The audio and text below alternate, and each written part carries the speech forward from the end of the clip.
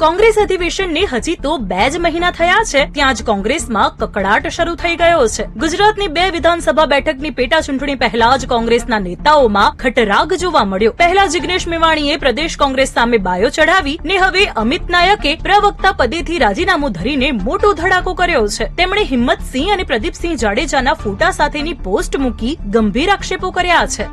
આક્ષેપ લગાવનાર અમિત નાયક સાથે અમે વાત કરી તો તેમણે હિંમતસિંહ પર હચમચાવી દેતા આરોપો કર્યા। હું અને હિંમતસિંહ એક જ વિધાનસભામાં છીએ એટલે તેમને પોતાની રાજકીય જમીન સરકતી દેખાય છે। ઘણા નેતાઓએ તેમના ત્રાસથી કોંગ્રેસ છોડ્યો। શાહીબાગની હોટલ નાયકા જે અત્યારે બુલેટ ટ્રેન પ્રોજેક્ટમાં જતી રહી છે તેના દસ્તાવેજમાં હિંમતસિંહ પટેલ અને તેમના પુત્રનું નામ ભાગીદાર તરીકે છે। આનો રિપોર્ટ કોંગ્રેસના મોટા નેતાઓને પણ આપ્યો છે। અમિત નાયકનું કહેવું છે કે શક્તિસિંહને ફરિયાદ કરી તો તેમણે હિંમતસિંહ નાનપણના મિત્ર છે અને તેને પક્ષમાંથી દૂર ન કરી શકું તેવું બહાનું ધરી દીધું।